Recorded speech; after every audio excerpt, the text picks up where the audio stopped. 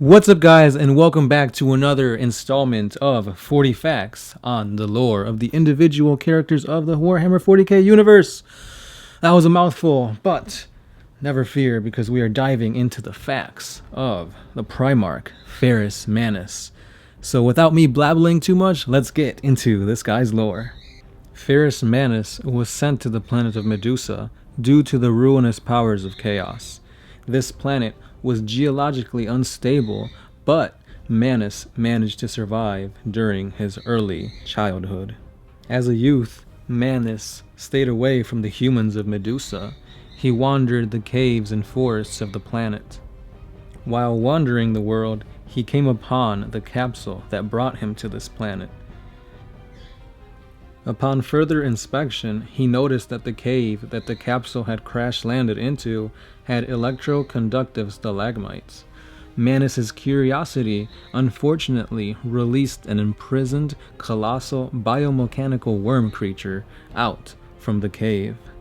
Manus fought against the beast, but the worm was not taking any damage from the young Primarch's attacks. The worm ignored him and escaped into the mountains. Manus followed the tunnel outside and he saw men out in the distance, but his vow to not make contact with them stopped him from further chasing the worm.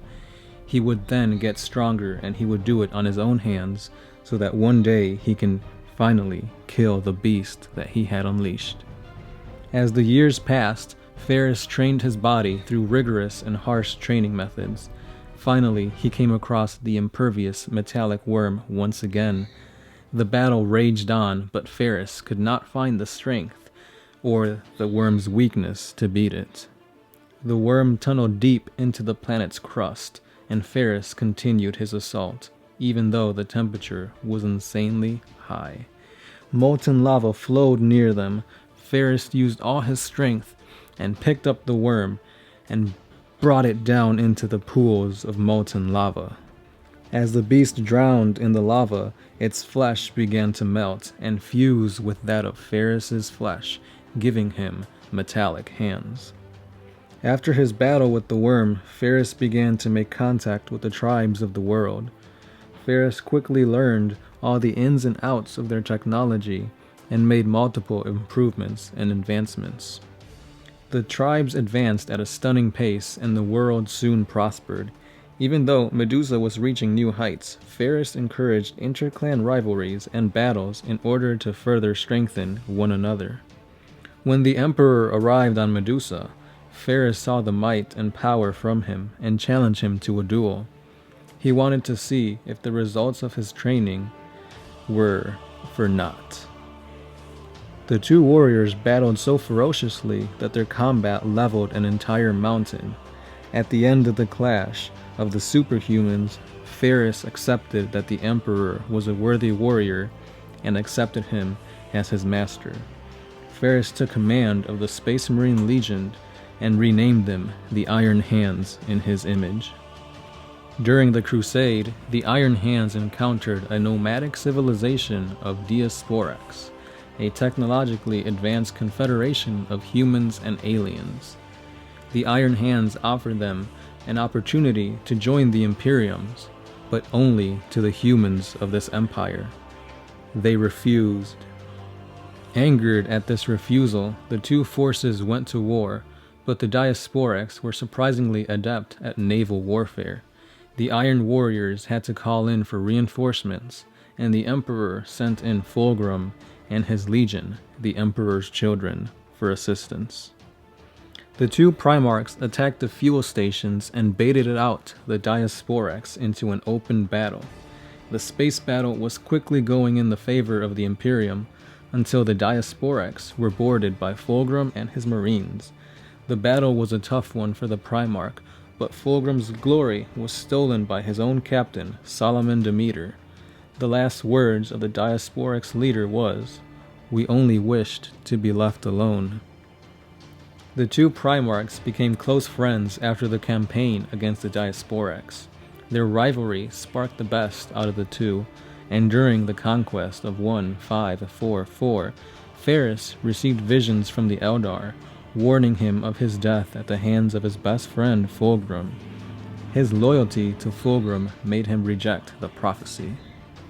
Due to his actions during the Great Crusade, Robert Guilliman, Primarch of the Ultramarines, referred to Ferrus as being part of the Dauntless Few. The Dauntless Few were the 4 Primarchs who most exemplified the Emperor's command and reflected his best qualities. They were Rogaldorn, Sanguinius, Leman Russ, and Ferrus Manus. Once Fulgrim had gone over to the forces of chaos, he went to try and bring Ferrus over to Horus's side.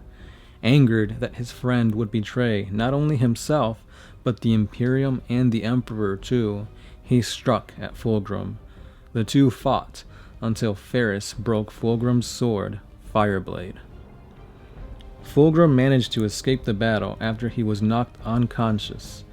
He left his brother Primarch alive, but he took with him the massive Thunderhammer, Forgebreaker. Fulgrim then ordered his Phoenix Guard to kill Ferrus's bodyguard. During the battle at Isstvan, the Iron Hands fought hard but ultimately took devastating losses at the hands of the traitorous brothers.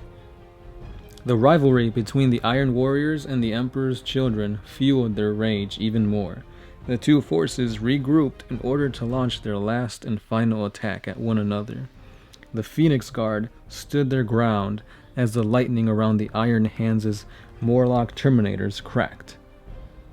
Electric flames leapt from the golden blades as the Iron Warriors parried the blades of their enemies. The Morlock Terminators fought hard and managed to clear a path that led to Fulgrim. Ferrus was ready to confront his fallen friend, and knew that only one of them would leave this battle alive. The two Primarchs met in battle once again.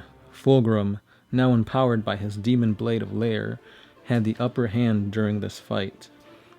At the height of this battle, Fulgrim cleaved Ferrus's head from his shoulders with one powerful swing.